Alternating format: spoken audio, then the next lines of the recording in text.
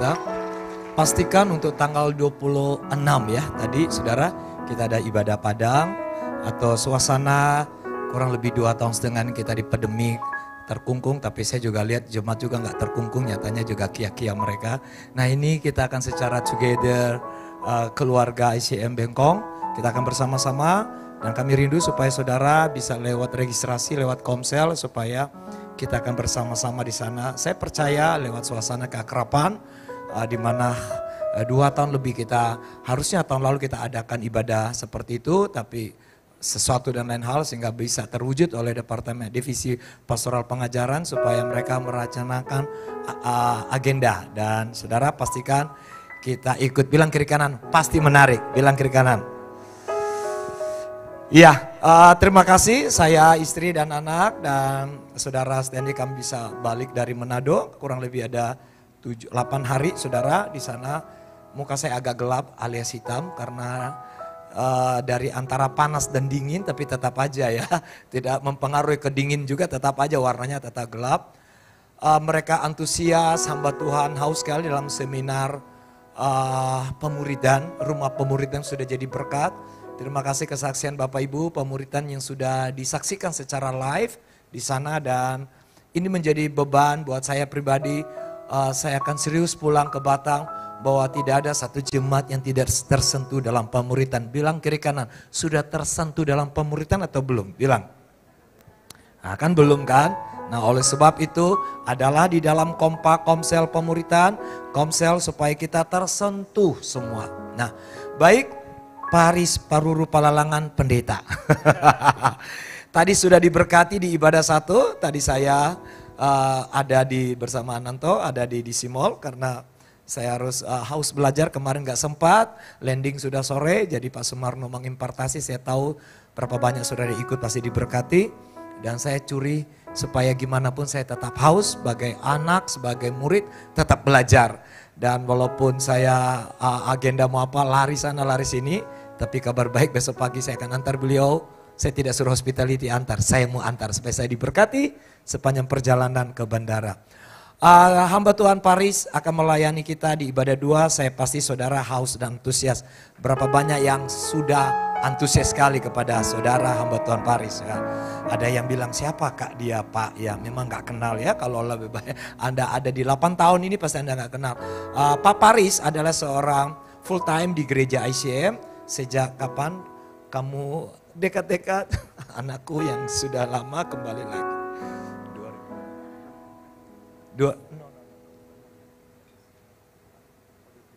Ya, jadi sejak 2013 beliau dengan misi Tuhan membangun gereja dan pelayanannya ada di Vista Sangrila di sana, dan beberapa waktu lalu saya juga ke sana dan datang bukan sendiri dengan istri Ibu Yuki. Bisa berdiri, wow. Ya, dengan 2 anak yang luar biasa. Di Kega, cucu saya sudah jadi banyak, mereka panggil saya Opa, jadi Opa ya. Kalau Ronald, Opung, ya pokoknya terserah lah ya. Guys punya anak grandpa, gak keren lah gitu ya. Cucunya udah banyak. Nah, saya percaya saudara hari ini hari spesial karena saya sendiri usahakan ibadah 1 sana supaya ibadah 2 saya mau diberkati. Saya percaya Tuhan akan memberkati kita semua. Kita sambut tepuk tangan hamba Tuhan Paris. Luar biasa. Enaknya jadi Kevin, Yavin, Ivana dan Sheila gini ya, punya papa model gini ya. Luar biasa, thank you. Akhirnya kalau kita kerja mau keluar kota mau kemanapun, ujung-ujungnya harus pulang ke rumah. Mau ngafe, mau restorannya dimanapun, ujung-ujungnya pulang. Mau wisata, mau tamasya, mau liburan kemanapun daerahnya, tetap harus pulang. Dan saya udah pulang ke rumah hari ini. I'm home. Apa bro? Iya, saya happy sekali, feel sekali disambut bapak saya kayak gitu kan. Waduh, luar biasa banget. Jadi terima kasih buat kepercayaan, kehormatan saya bisa diizinkan untuk membagikan kebenaran firman Tuhan di rumah pemuritan yang luar biasa di tempat ini. Terima kasih Kak Roy. Terima kasih Pastor Ananto, Pastor Ronald, Pastor Stanley, dan semua para petinggi-petinggi Ibadah Raya 2, luar biasa Pak Teddy ya. Senang sekali karena atmosfernya kita luar biasa, year of abundance on divine blessing. Wah, ini memang wajah-wajah yang sudah kelimpahan berkat-berkat ilahi, saudara ya. Coba lihat dulu kiri kanan, senyumnya beda itu. Walaupun pakai masker tetap kelihatan aura divine blessing-nya ya. Luar biasa. Ya, dan maupun yang di rumah, saya percaya juga mungkin di jalan atau di mana ngikutin secara live, saudara juga diberkati hari ini. Karena itu komen, respon dengan live chat ya, live chat atau apa. Karena saya percaya kuasa Tuhan gak dibatasi ruang dan waktu. Oke, hari ini kita akan belajar firman Tuhan tentang kasih yang mengubahkan dalam Lukas 15 ayat 1-2. Karena itu kita berdoa. Bapa, kami bersyukur buat hari ini, momen ini, beberapa menit ke depan menjadi waktu-waktu seperti Engkau melihat Maria duduk diam di kakimu, menjadi waktu-waktu kami menerima sesuatu yang tidak akan pernah diambil lagi dari kami.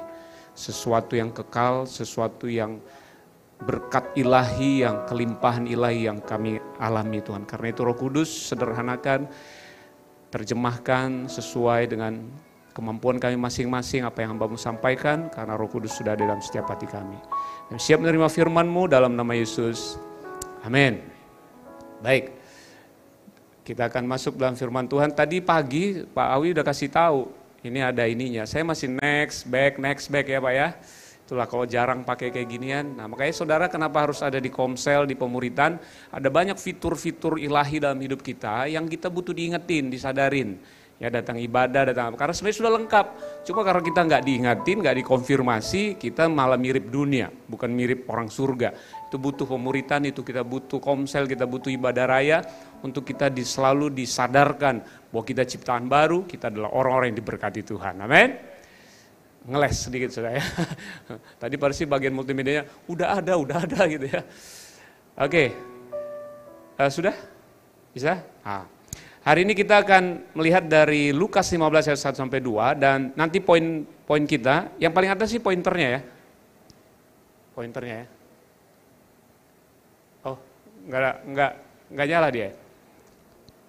Oke. Jadi di sini tentang bagaimana 3 perumpamaan Yesus ini disampaikan di hadapan para pemungut cukai dan orang berdosa serta orang Farisi. Makanya di situ ada orang Farisi yang dari jauh mengamat-amati Yesus yang sedang ngobrol dengan pemungut cukai dan orang berdosa.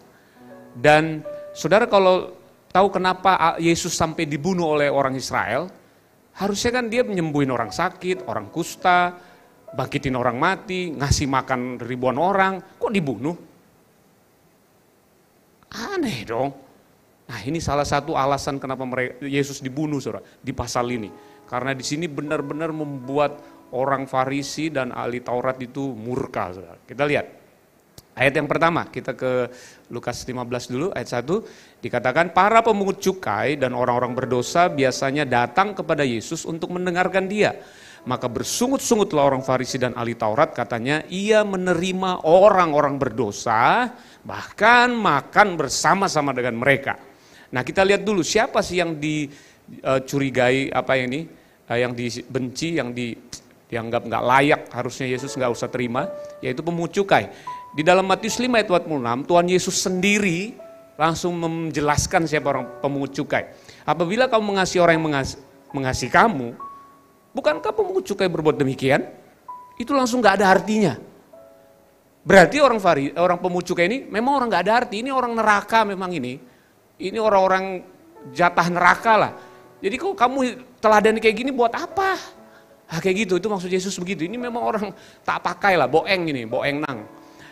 Matius 18 ayat 17. Jika ia tidak mau mendengarkan mereka, sampaikan soalnya kepada jemaat. Dan jika ia tidak mau juga mendengarkan jemaat, pandanglah orang yang kayak gini sebagai orang yang gak kenal Allah. Atau, jadi orang pemungut cukai itu udah kayak orang kafir. Orang yang gak punya Tuhan. Gak jelas, serendah itu posisinya. Nah supaya lebih keluar gambar, di zaman Yesus hidup itu saudara dikuasai oleh kerajaan Roma. Dan dari Inggris sampai ke India, itu wilayah kekuasaannya. Nah untuk sekian luas wilayah jajahan, hal yang pertama harus dipikirkan oleh penjajah, logistiknya. Wah, bahasa-bahasa pemilu udah dekatnya ya. Logistiknya gimana? Mensupport dana itu dari mana untuk ngurusin wilayah sebelumnya. Dan anggaran negara kita yang paling besar itu Menteri Pertahanan kayaknya, Kementerian Pertahanan. Di mana-mana negara itu bicara keamanan itu paling mahal, alutsista dan sebagainya. Dan yang paling besar biayanya itu memang mempersiapkan tentara Roma itu, saudara. Ini yang harus paling kuat, supaya kalau ada pemberontakan di wilayah-wilayah penjajahan, mereka turun selesai. Selama tentaranya kuat, nggak akan ada pemberontakan. Semua aman negara jajahan itu. Nah, untuk biayai begini saudara, itu nggak murah. Navy SEAL itu, tentaranya Amerika yang paling itu levelnya kayak gini di zaman itu. Sampai Alkitab terinspirasi, penulis itu membuat kelengkapan senjata Allah dari sini ngelihatnya. Ketopong, keselamatan dan segala macam. Karena memang paling canggih di zaman itu. Kalau sekarang kita ngelihatnya ke infrared atau apa gitu ya. Bom apa, lengkap satu tentara itu bisa miliaran mungkin satu tentara perlengkapannya aja. Nah, jadi biayanya besar. Dari mana biaya itu? Dikumpulin. Dibuatlah kebijakan tax, pajak. Kita udah dijajah, mesti bayar pajak. Wah, dijajah aja udah terkurung, ini mesti bayar penjajah kita untuk semakin menjajah kita, kira-kira gitu. Apa nggak sakit kan? Dan mereka ini kan brutalnya minta ampun. Di pasal sebelumnya kalau saudara baca, ini pasal 15 di awal-awal kitab Injil, waktu Yesus lahir, ada satu peristiwa yang sangat menyakitkan terutama para ibu-ibu dan orang tua. Ada pembantaian anak-anak di bawah umur berapa? Oh, kita baru happy punya anak, harus disikat atas perintah Herodes, bantai. Mereka ini kejam, saudara, terkenal brutal dan jahatnya minta ampun. Sampai ada film 300 itu ya, untuk merambangkan kekuatannya tentara Roma itu. Sebegitu wownya tentara ini dan terkenal kejam dan sadis. Menurut catatan gereja mula-mula juga bahkan mereka menangkapi orang Kristen dan dijadikan lilin, dijadikan penerang jalanan, diadu sama binatang. Ini penjahat peperang yang luar biasa, saudara. Kejahatan perang yang luar biasa di zaman itu. Sebegitu kerasnya, brutalnya para tentara Roma. Nah, kemudian saudara, salah satu karyawannya untuk nagih pajak itu marga Lim. Marga Aritonang. Tetangga. Satu komplek. Masih keluarga dekat. Namanya pemungut cukai. Geramnya gak kita? Nah terus saudara, menurut catatan, gimana next ya? Menurut catatan di dalam Lukas 3, ada datang juga pemungut cukai yang tak dibaptis. Guru, apa yang harus kami perbuat? Jawabnya, jangan menagih lebih banyak dari yang telah ditentukan bagimu. Ya pantas Yesus kayak telat bayar pajak, ditagihnya lebih. Yesus harus korban. Karena ditagih lebih. Sudah kita dijajah oleh tentara brutal, harus bayar pajak. Yang nagih pajak keluarga sendiri, saudara sendiri, ditagihnya lebih. Balik ke foto yang tadi, gimana? Kok nggak balik deh? Saudara bisa bayangkan setiap kali lihat wajahnya gimana? Broadcast masuk ke WA kita, pajak bulan ini 1 juta. 1 juta, kemarin 500. Aduh, tentara Roma ini kapan lah kita merdeka? Tenang, ada Yesus, kita bakal merdeka. Kan salah fokus mereka tentang Yesus kan. Udahlah, siapin 1 juta. Sisa berapa? Tinggal 9 juta sayang. Cukuplah merit, 9 juta cukuplah. Oke. Masuk dari pintu. Pajak. Bukain, kasih. Pajak 1 juta kan? No, 10 juta. Tunggu. Ini officially broadcastnya 1 juta, kok 10 juta? Di belakang tentara Romanya asa-asa parang, asa-asa tombak gitu kan. 10 juta. Oh iya. Kasih. Pak, anak saya sakit Pak, tolonglah Pak ini untuk berobat. 10 juta. Aduh. Saudara kalau di posisi itu saudara, mungkin memang kita layaknya kayak Farisi dan ahli Taurat. Geram itu. Jadi itu ayat 1 itu gereja Yesus, ayat 2 gerejanya orang Farisi, ahli Taurat. Pas orang Farisi lihat gerejanya Yesus, ICM bengkong kan gitu gerbangnya. Pas naik dari bawah tangga itu si pemungut cukai, bukan gereja yang depan saudara, bukan gereja yang depan, gereja lain. Gereja ini lihat, gereja B, ih itu tuh yang nagih aku tuh, uang nikahku diambil dia tuh. Masuk. Pas masuk bukan cuma duduk, jadi singer. Sorry singer kena lagi ya. Hah, dia pelayannya Yesus. Orang kayak gitu diterima jadi pelayan. Ngamuk lah orang Farisi ahli Taurat saudara. Dia gak kenal ya siapa itu. Ya kan salah satu pemungut cukai kan ada di dalam 12 muridnya kan. Aduh, jadi kena komplain lah gereja Yesus itu saudara. Kok bisa orang kayak gitu diterima? Bahkan penerimaannya apa saudara? Coba kita lihat berikutnya. Terus? Kemudian anak manusia datang, ia makan dan minum dan mereka berkata, lihatlah, ia seorang pelahap dan peminum, Yesus itu. Kenapa? Dia sahabatnya pemungut cukai dan orang-orang berdosa. What? Sahabat. Coba ada ternyata masih ada yang lupa, orang berdosa.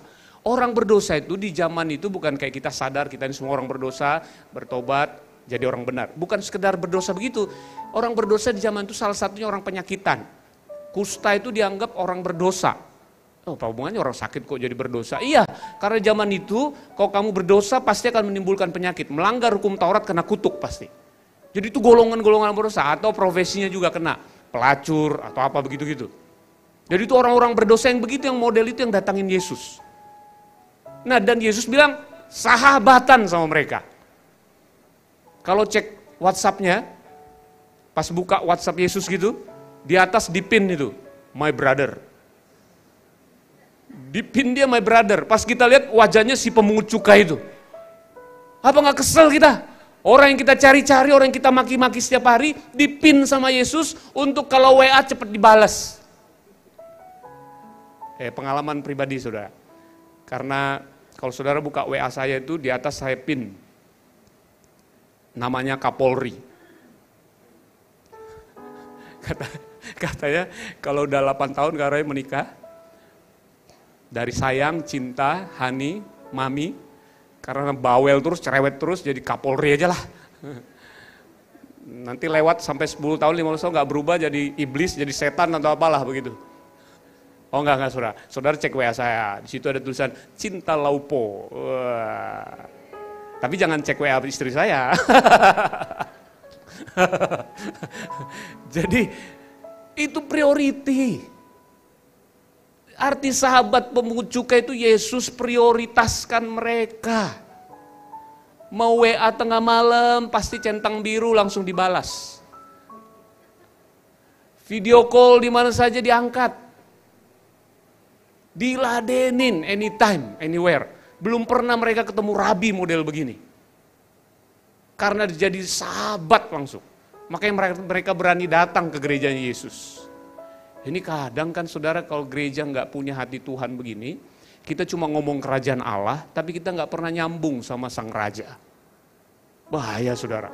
Keluar kerajaan Allah, tapi hati raja dia nggak ngerti. Kenapa? Harusnya orang berdosa paling aman ke ICM Bengkong. Aman dia. Makanya jangan kaget, tiba-tiba saudara duduk, kok bau minyak nyong-nyong ini? Siapa yang pakai ya? Oh ternyata ada pelacur sebelah saudara. Atau orang-orang yang harus siap saudara. Dia bilang, itu yang nomor WA-nya di mana-mana tuh. Itu tuh sini tuh. Bukan digosipin saudara, harusnya dia aman ke gereja kita. Karena dia tahu dia di sini diterima apa adanya. Tapi tak akan dibiarkan apa adanya karena akan masuk rumah pemuritan untuk dia mengerti siapa dia sebenarnya dalam Kristus. Amin. Itu mental kita. Nah, saudara, ini yang terjadi kepada waktu itu.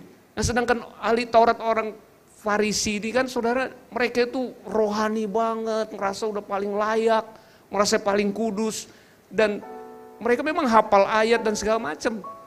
Nah justru orang yang begini yang susah terima Yesus. Kenapa? Karena selalu merasa diri ya sudah nggak butuh Tuhan. Makanya saudara, kadang bukan dosa yang paling berbahaya dalam hidup kita, tapi self-righteousness. Dosa bukan berarti boleh, saudara, bukan. Dosa bukan berarti dianjurkan, bukan. Tapi kalau tingkat berbahayanya, dosa itu kalau orang jatuh dalam dosa, biasanya cepat sadar dia butuh Tuhan. Tapi saudara, kalau self-righteousness, dalam self-righteousness, ini yang Yesus bilang, aku datang tidak untuk mencari orang yang benar, melainkan orang berdosa. Yesus saja belok itu, datang belok, orang benar ini katanya. Tuhan pun gak bisa nolong orang yang sok benar ini saudara. Yang merasa diri paling suci, paling kudus seperti orang Farisi dan ahli Taurat. Kalau kita gagal tuh biasa Roh Kudus cepat bangkit, kita langsung butuh Tuhan. Biasanya gitu. Tapi kalau udah kena roh agamawi, self-righteousness itu saudara, tak ada obatnya itu. Itu ngeri, mau diapain lagi tuh paling bahaya. Sombongnya minta ampun, Tuhan pun gak perlu bagi dia. Nah saudara kemudian, nah ini yang menarik. Kembali ke pemungut cukai tadi, ya berikutnya. Terus, jadi sudah tahu kan siapa pemungut cukai? Ya. Nah, sampai suatu kali saudara setelah pasal 15, masuk ke pasal 19. Itu rentetannya kan? Apa yang terjadi? Di situ dikatakan gini di ayat 1, pasal 19. Yesus masuk ke kota Yeriko dan berjalan terus melintasi kota itu. Di situ ada seorang bernama Zakeus. Siapa Zakeus? Siapa? Kalau ayat 15 itu ular-ular pemungut cukai, di sini siapa? Kepala naganya ini.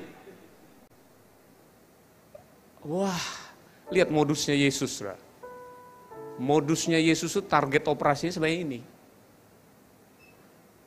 Yang mau dia kejar ini. Jadi nanti kalau sudah banyak pelacur-pelacur atau orang-orang berdosa atau siapa datang, siap-siap datang germonya atau datang ininya. Jadi sudah dulu bu, kita jadi bilang sarang penyamun, ibu datang lagi, aduh ngapain lah ibu kesini, kira-kira kan gitu kan, ngeri kita. Pak Roy lah lagi di Nagoya Food Court, terus di situ di depannya wanita nggak bener, tahu-tahu duduk kan Pak Roy nggak janjian, terus Pak Roy gimana? Difoto gitu, lihat kelakuan penatua kalian. Tersebar hoax, rawan saudara, dan itu yang dialami Yesus. Digosipin sahabat orang berdosa itu bukan keren, bukan. Itu label dari pemungut cukai untuk Yesus bahwa ini orang kompromi nih, ini orang gak bener nih. Yesus jelek, semuanya dijelekin namanya. Makanya diidentikan dengan orang berdosa. Yesus sih santai-santai aja. Makanya hidup saudara itu sudah hebat, sudah kuat kalau saudara tahan dengar apa kata orang. Itu aja, kita ini paling berat sebenarnya takut diomongin orang. Takut dinilai orang, itu perjuangan kita yang paling berat sebenarnya dalam hidup ini. Kalau saudara sudah nggak takut lagi diomongin orang, saudara udah aman sebenarnya. Kenapa? Yang penting Tuhan ngomongin aku. Kalau kau ngomongin seperti yang Tuhan ngomongin, ku dengar. Kalau kau ngomongin suka-suka, terserahmu lah. Aku hidup apa kata Tuhan, bukan apa kata orang. Amin? Yesus nggak peduli, Yesus melayani. Dia nggak, Ibrani jelas bilang, dia dicobai tapi dia nggak berbuat dosa. Jadi walaupun dia dekat dengan orang berdosa, dia nggak ikut. Cuman memang resikonya kita siap dia lempar batu lah kira-kira gitu. Lewat kata-kata, udah gak melempar batu sih bisa dituntut. Cuman siap-siap diomongin. Komsel saudara, pemuritan saudara isinya orang gak jelas. Gua adulam. Ada komsel gua adulam di sini? Dulu ada komsel gua adulam itu di Taman Seruni saudara. Itu komsel gua adulam. Di sini ada alumni-alumninya. Ketua komselnya namanya Raden Mokhtar Untu. Wah gak jelas, saudara, gak jelas. Cuman itulah yang dilayani, ujungnya supaya dapat. Nah ini yang menarik saudara, kemudian dia bilang gini, ia berusaha untuk melihat orang apakah Yesus itu. Tapi ia gak berhasil karena orang banyak, sebab badannya pendek. Maka berlarilah yang mendahului orang banyak, lalu memanjat pohon ara untuk melihat Yesus yang lewat di situ. Dia udah tahu jalannya. Nah saya waktu baca ini saya bingung, kok bisa kepala pemungut cukai mau ketemu rabi namanya Yesus? Apa yang menggerakkan dia? Siapa yang ceritain? Siapa yang promosiin, nawarin? Yesus kepala pemungut cukai. Yang paling dibenci. Matius pemungut cukai dibenci. Ini paling dicari. Inilah pemersatu bangsa untuk dihajar, untuk dibunuh ini orang kayak gini. Dia ini pokoknya orang paling dibenci lah se-Israel. Kepalanya kan kita udah tahu cara nagih gimana, kalau ini pakai apa, pokoknya jahat banget, licik banget. Jadi hati-hati sama orang pendek. Salah, bukan. Ini bukan soal pendeknya ya, bukan soal pendek, bukan. Maksudnya itu kebetulan Zakheus pendek, kebetulan. Bukan bahaya orang pendek, bukan.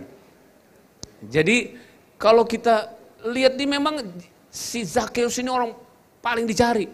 Nah kalau kita cek lagi WA-nya, nggak mungkin di situ ada pendeta Paris, pendeta Ananto, nggak ada, dijamin.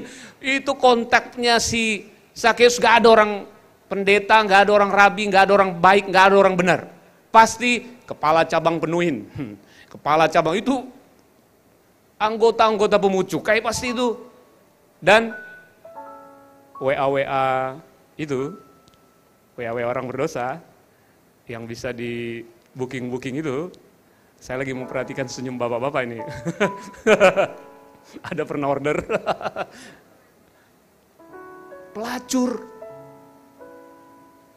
Itu aja konteksnya dia. Mana ada kehidupan dia, kehidupan gelap. Jadi kenapa dia sampai mau tahu Yesus? Oh, ternyata waktu di kantornya pemungut cukai datang. Bos, ini laporan kemarin Nagoya udah aman ditagih. Tapi BTW bos, saya kayaknya mau resign bos. Kenapa? Kemarin saya ketemu sama satu rabi namanya. Kamu ngomong rabi nggak usah ngomong, keluar. Trauma, pendeta dihakimi. Pokoknya dia capek, keluar. Sebelum kupukul kau ya, keluar. Di parkiran, bos, ya mau pulang bos, ya. Bos, sorry, ada waktu bentar nggak? Apa mau pinjam lagi kasbon? Nggak bos, pernah dengar Rabi Yesus nggak? Mau kuinjak-injak mulutmu ya? Ngomong rabi lagi, kamu ngomongin ayat ke aku ya? Kamu udah kena rabi itu? Udah berapa banyak pegawainya ngomong Rabi Yesus karena dia mungkin merasa nggak enak kan diguri, dia nggak mau dengar. Malamnya dia pergi ke lokalisasi, biasa kegiatan rutin. Zakheus kan orang berdosa. Nah, selesai transaksi semua, si wanita ini sambil tertunduk, bos, kayak ini malam terakhir ya bos, aku udah nggak mau lagi hidup kayak gini bos. Kenapa?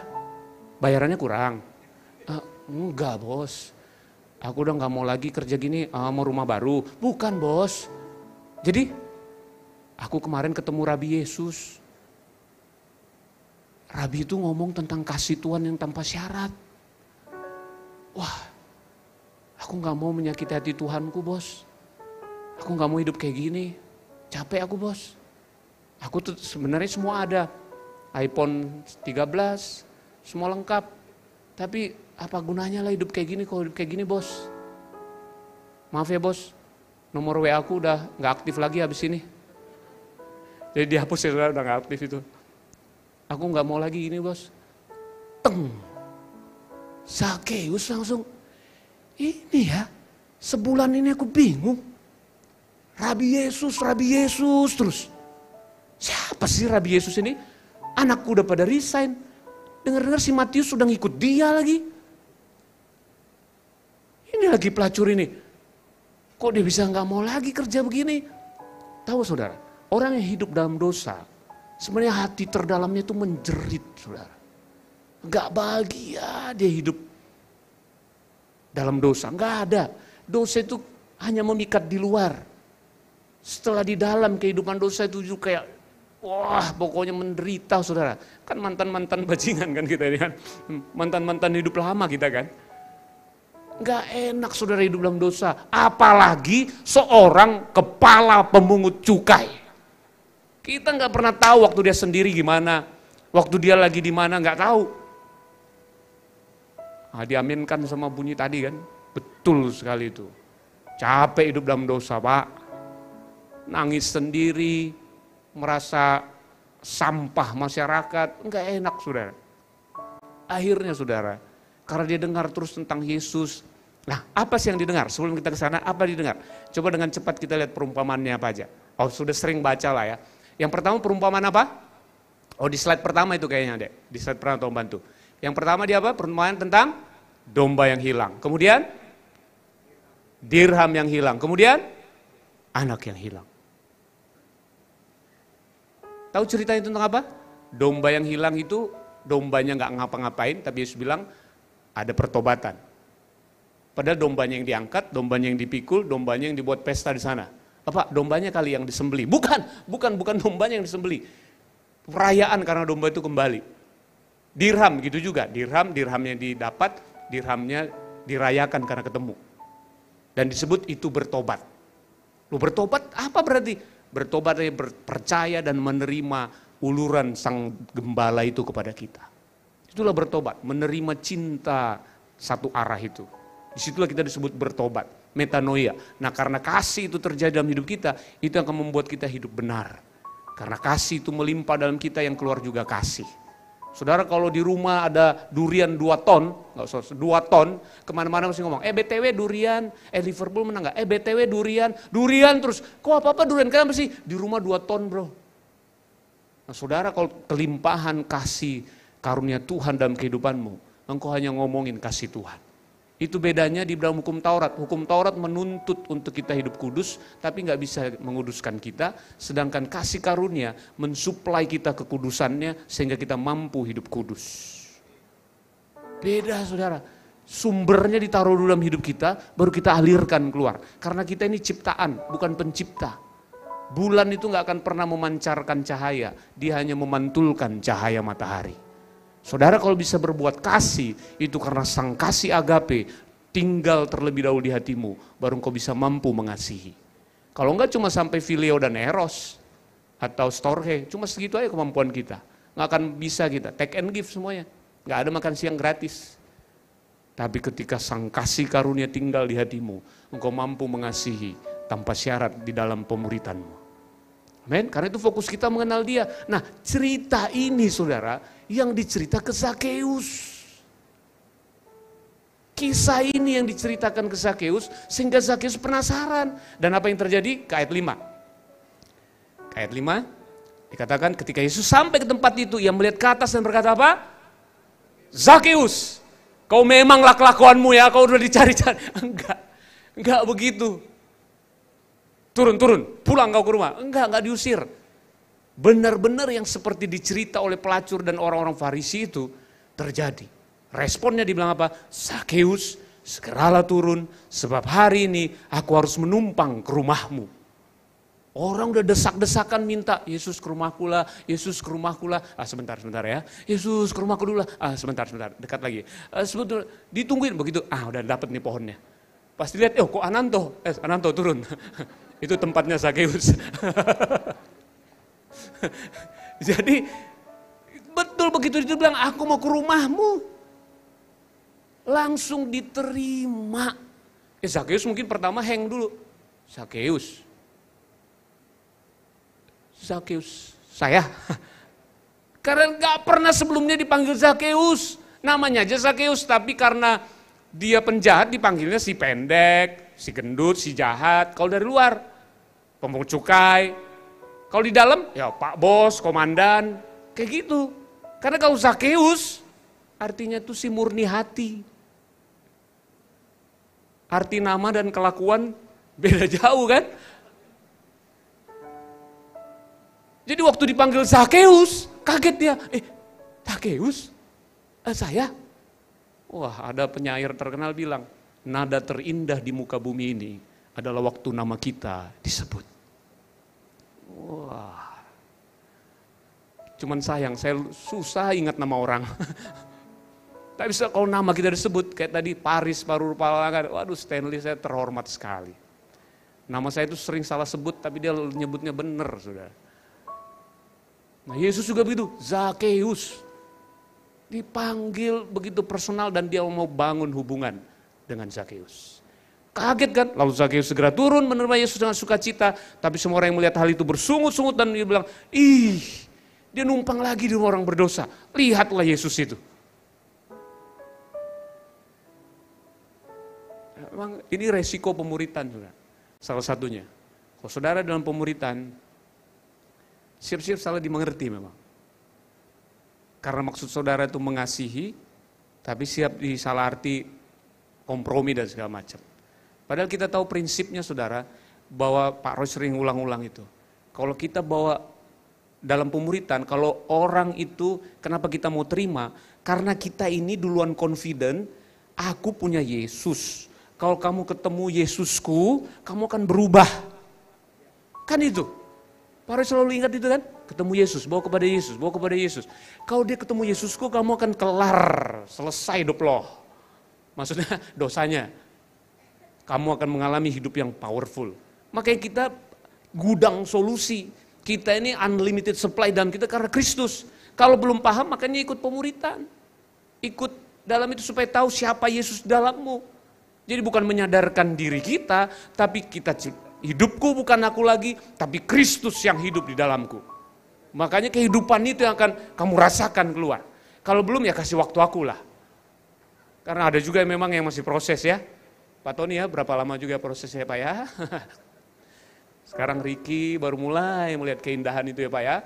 Walaupun proses gak apa-apa. Makanya kita butuh pemuritan, butuh proses. Tapi kita fix sama seperti Yesus melihat 12 muridnya yang akan datang.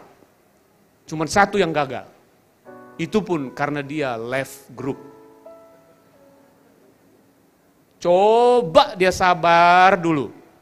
Nunggu aja berapa detik jam lagi Yesus bayar di kayu salib. Selesai juga dosa Yudas itu. Sayang dia bayar dosanya sendiri, self-righteousness. Kebenaran diri sendiri, dia bunuh diri.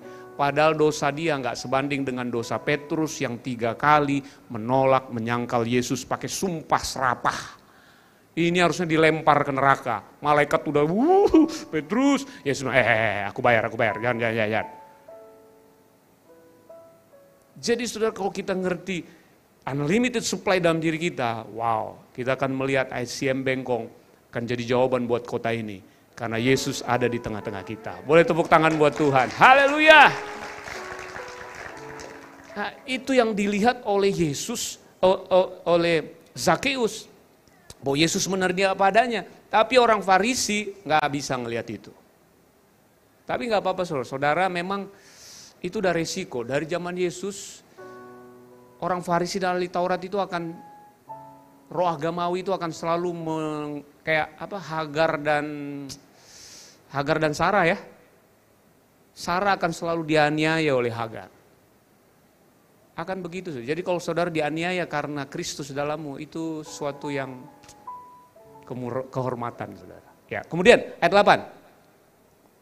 Ayat 8, tapi Zakeus, ayat 8, tapi Zakeus kemudian berdiri dan berkata kepada Tuhan, Tuhan, setengah dari milikku akan kuberikan kepada orang miskin, dan sekiranya ada sesuatu yang kuperas dari seseorang, akan kukembalikan 4 kali lipat.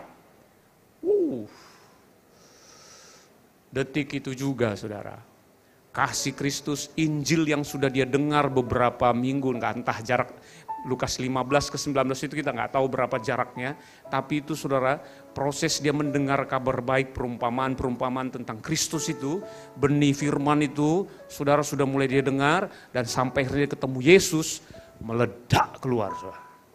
Boom! Jadi kesaksian yang powerful di seluruh Yeriko, bahkan mungkin Israel. Kenapa? Ada kasih yang melimpah-limpah mengubahkan kehidupan Zakeus. Ini nggak ada paksaan, karena waktu Yesus masuk nggak mungkin. Nah ini juga menarik, soal di sini nggak dicatat Yesus, Petrus, Yohanes, Yakobus, tolong. Ini kepala pengucuk ya, oke. Minyak urapannya 1 ember. Jadi tolong oles dulu, pastikan semua ini salib-salib di mana-mana. Olesnya yang benar ya, harus yang benar. Terus pastikan makanan di luar disediakan apa itu? Coba tumpang tangan dulu atau apa? Keluarga yang kumpulin dulu, kita pelepasan atau apa dulu? Nggak ada saudara. Yesus cuma datang bertamu, duduk, makan bersama-sama, nggak nanya ini makan dari mana, ada pai-pai atau bau pai-pai, atau simikai lah, cak, suncak ya, baku teh, walau aneh, hocak loh.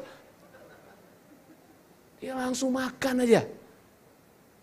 Sekali-sekali, Pak Zakeus gimana, kabar Pak, istri, anak? Istri sehat Pak, anak gimana? Sudah besar-besar Pak? Ngomongin yang gak penting-penting. Sahabat itu kan penting. Nah, Ananto ngajarin saya, untuk orang yang penting, kita ngomongin yang gak penting-penting. Untuk orang yang gak penting, kita ngomongin yang penting-penting aja. Terlalu cepat ya? Terlalu cepat. Untuk orang yang penting, kita bisa ngomongin banyak hal yang gak penting. Tapi untuk orang yang gak penting buat kita, ada lagi gak? Sudah, itu aja? Udah ada ya? Nah, udah, oke. Apa lagi? Ya, oke, nanti lah itu. Udah ya, udah saya sibuk nih. Gak penting dia. Makanya kita ngomongin yang penting aja sama dia.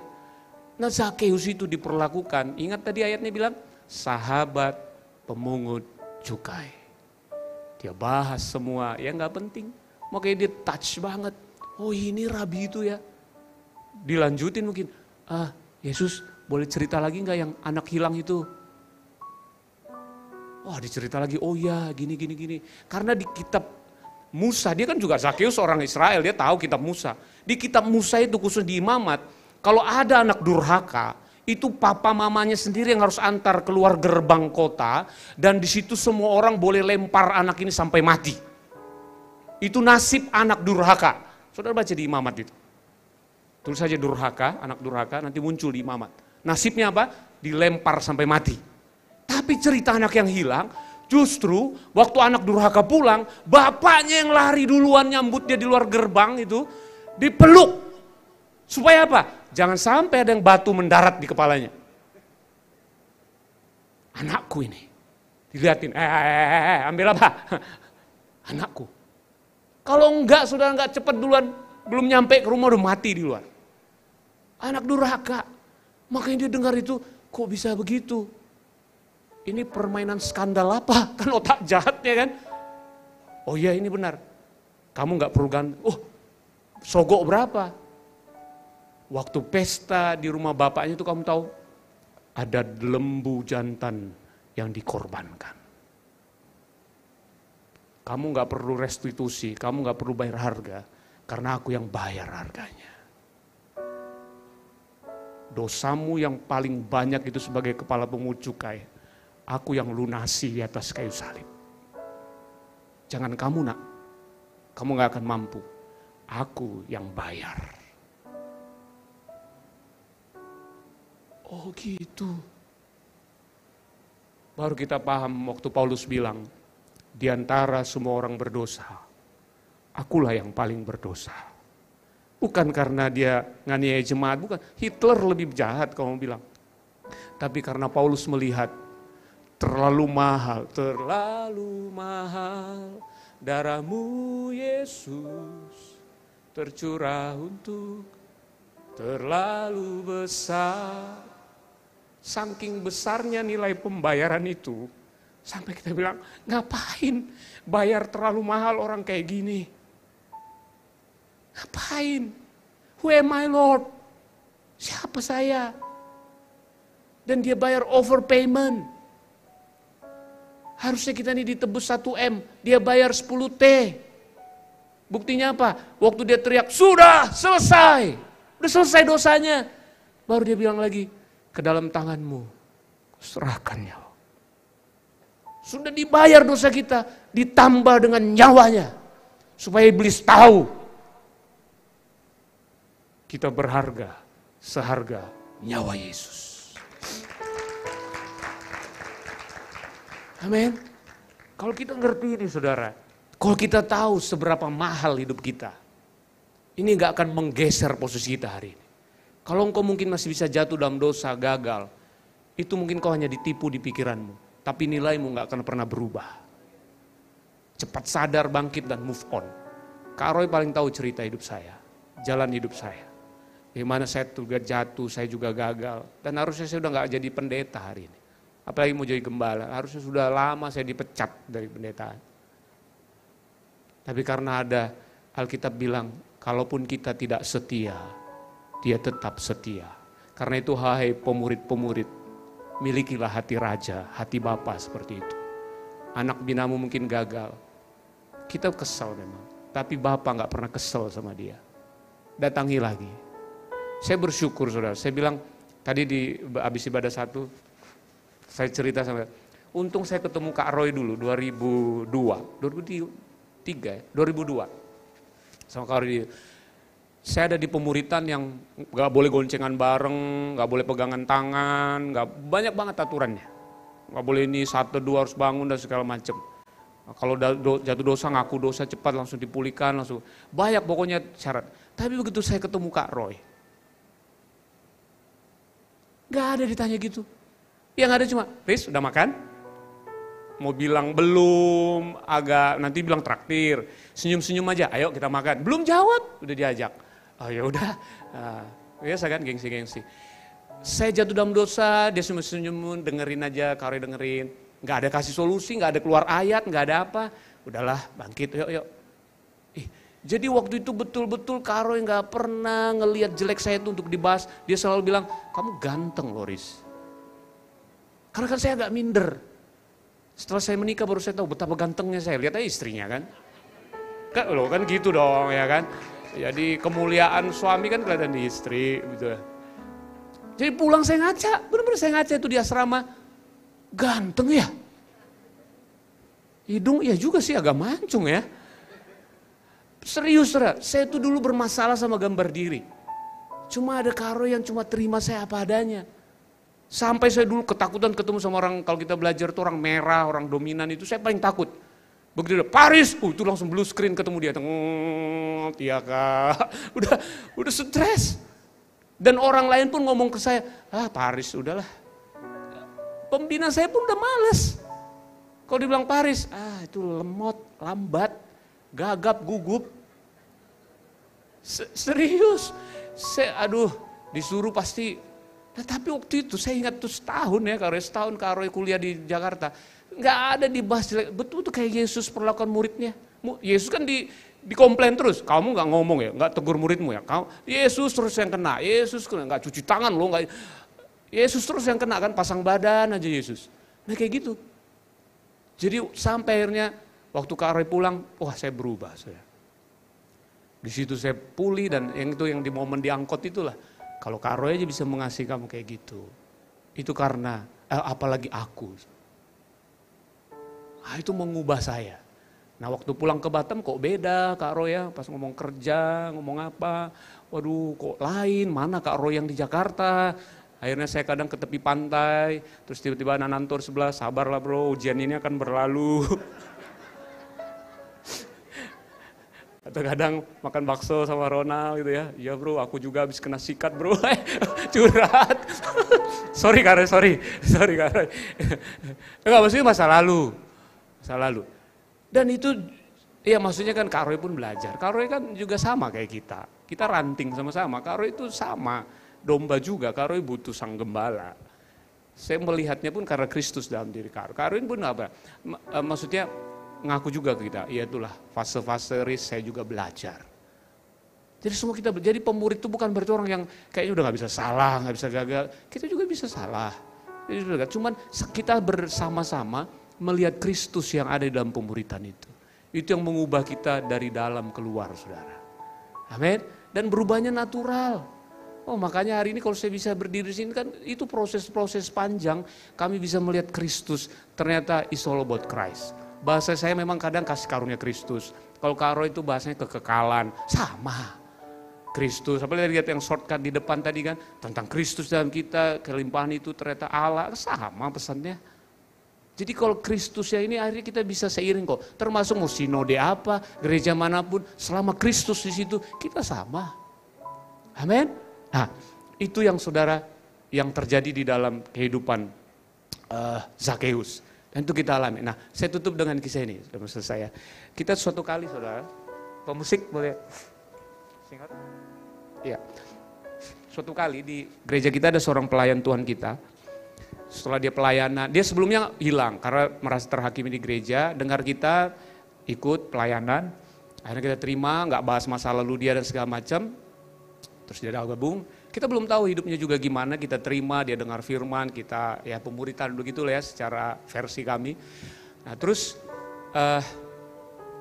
Berapa bulan kemudian tiba-tiba dipanggil, Kak Paris boleh ketemuan gak? Oh ngobrol, dia cerita. Kak, aku boleh bersaksi minggu ini. Oh kenapa? Dia cerita. Aku tuh kan, kakak tahu lah kan, aku udah punya anak. Nah tahu gak Kak, selama ini kemanapun aku pergi, aku bilang aku belum punya anak. Jadi kalau dia datang kan mirip aku. Loh itu siapa? Itu adekku. Karena dia hamil di luar nikah dan masih muda anaknya. Jadi itu siapa? Oh itu ponakan. Oh itu siapa? Oh anaknya mama. Pokoknya dia menghindar terus. Nah anak kan berasa, saudara. Kalau ditolak begitu kan dia nanya, Mami sayang aku gak sih? Itu ulang-ulang terus. Mami sayang aku gak sih? Mami sayang aku gak sih? Karena kalau dia bilang punya anak susah dapat kerja, mau kuliah lagi. Ada beberapa yang dia gak bisa dapat. Ya mungkin cari suami susah juga kan atau apa. Jadi dia selalu nolak anaknya.